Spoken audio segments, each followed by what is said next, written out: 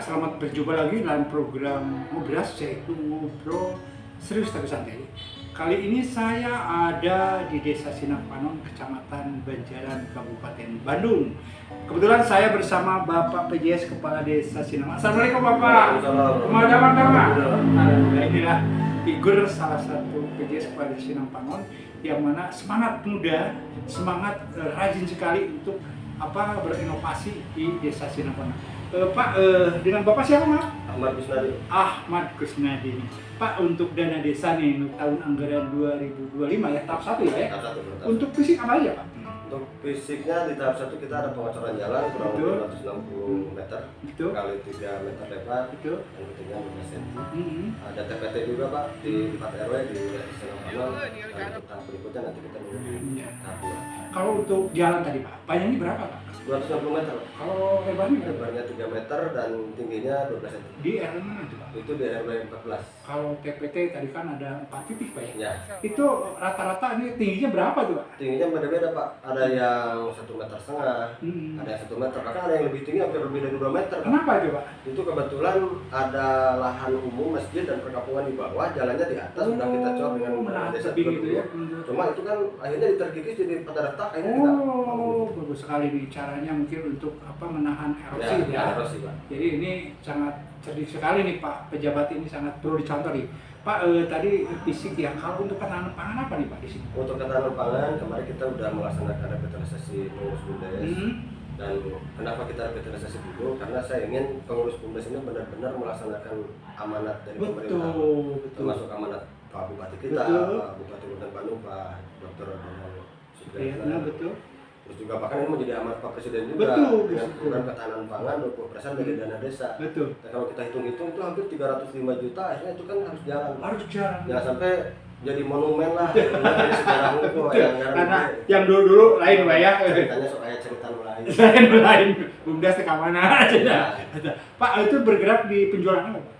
Untuk sementara sesuai dengan programnya ketahanan pangan, kita jadikan Desa Sinangpanon menjadi lumbung desa. Lumbung padi, Pak. Lumbung padi ya. Lumbung padi. Terus kita juga melihat sisi-sisi potensi di kita banyak pabrik tahu, pabrik tempe, kita juga supply untuk kedelai. Kedelai juga. Terus ya. juga kita baru sekitar 3 minggu ke belakang kita sudah memproduksi log-log untuk jamur, Pak. Jamur. Itu kalau beras dari mana, Pak? Ini untuk beras kita lebih cenderung dari petani kita. Petani. Nah, karena ini juga berawal dari keluhan para petani yang mana ada. Kenapa ngeluhnya gimana? Gimana ini? Karena dari petani memabung harga. Betul. Ayo panen supaya isu cina goreng. Betul. Tapi dijawabnya, anu hayang beunghar mah jadi petani ongkoh. Betul. Jadi pengusaha.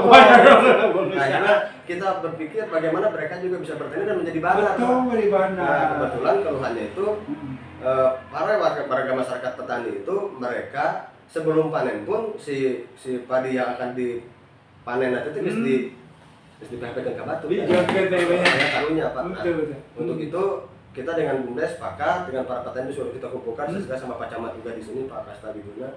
Kita ngobrol di sini dengan para petani inginnya seperti apa. Betul. Akhirnya kita coba support Pak untuk upah kerja para petani yang lumaculah, gawe terusan untuk pupuk atau benih. Tapi komitmennya mereka jadi unit usaha di BUMDes di desa kita dan hasilnya dijual ke kita. Dijual kita juga. Tapi ya? harga standar. Harga standar ya. Nggak terlalu mahal ya. Kalau ya, karena kualitas berasnya bagus juga. Alhamdulillah. Dan sekarang kita kemarin bulan kemarin sampai kita ada kekurangan stok sampai 9 ton. Emang berapa kekuatannya kita? Untuk kita 10 bisa. 10 ton. 10 Wah, hebat juga nih. Dan sekarang udah mulai merambah.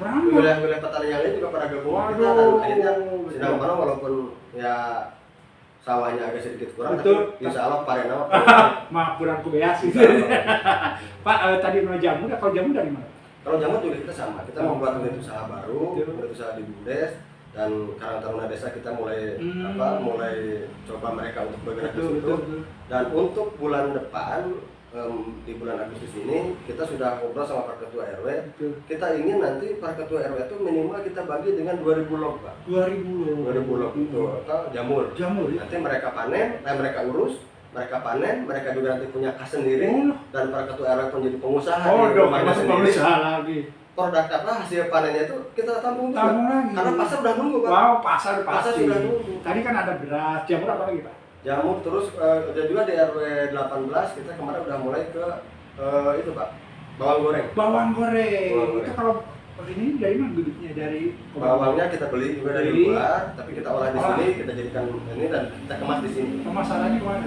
Pemasarannya itu rahasia. Rahasia. Ya, insya Allah ya sudah maju. Sudah maju. Jadi kalau disatuin nanti untuk ketahanan pangan beras, nasi daging saja, nasi tuang ayam, bening suhu, diperlukan. Wah, luar mantap. biasa. Inilah pemirsa harus menjadikan apa contoh nih, karena beliau ini generasi muda semangat juga karena apa mengadakan inovasi supaya mungkin meningkatkan kesejahteraan ya dengan tidak kurang beras, tidak makanan, mungkin sejahtera.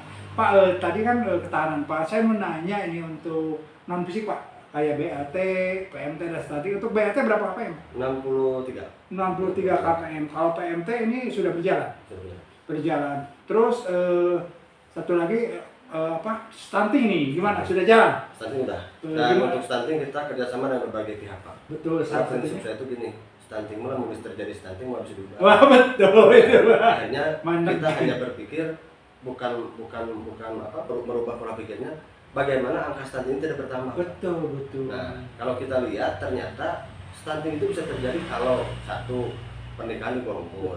Itu tugas saya Pak. Betul. Nanti Dinas Pendidikan juga ikut bicara masalah stunting. Betul. MUI, Pradekan juga udah kita ngobrol di ceramah-ceramah sampaikan jangan ada sampai nikah di bawah umur. Betul. Terus pernikahan satu susu, pernikahan saudara, maksudnya satu darah ya. masih keluarga. Terus ya itulah, jadi banyak pihak yang harus dilibatkan dalam penanganan stunting ini, bagaimana stunting tidak bertambah di desa kita. Betul. Dan kalau itu udah menyebar ke semua pihak, ya insya Allah mungkin stunting kan mau nambah handing. Pak, kalau di sini kalau jalan ke kabupaten atau jalan provinsi masih banyak yang harus dibangun. Jalan kabupaten ada tinggal 3 titik Pak. 3 titik lagi, berapa kan? 3 RW aja. Sekitar kalau mungkin dihitung-hitung 2 kiloan. 2 kilo. Kalau jalan lingkungan Pak? Kalau jalan lingkungan kita sama yang kecil lagi. Kalau ini salah satu kadang-kadang bukan jadi pemerintah desa juga, kalau Tilahu di sini masih banyak yang perlu dibangun. Tilahu masih banyak. Cuma kita juga kemarin sempat ngobrol sama Pak Ketua RW, sama Pak LPMD, sama lembaga desa. Karena kalau di sana tuh BPD LPMD ngantor tiap dinten. Jadi ngobrol tuh nggak poin. Ngobrol. Jadi mudah bagaimana? Ngobrol. Serius tapi santai itu ya. Bisa ngobrol gitu.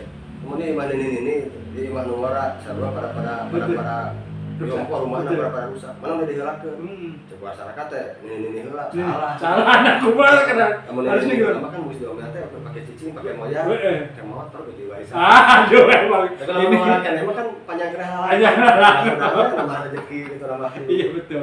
Inilah mungkin pejabat kepala desa, dia orang serius tapi banyak guyanya juga. Ini perlu meniru gaya ini karena dia tidak terlalu fokus, tidak serius tapi ada guyanya. Pak, ini untuk tahap 2 Pak rencananya untuk dana desa apa rencananya? Sama masih ada TPT yang harus kita bangun, terus ada ya kegiatan fisik juga harus kita bangun.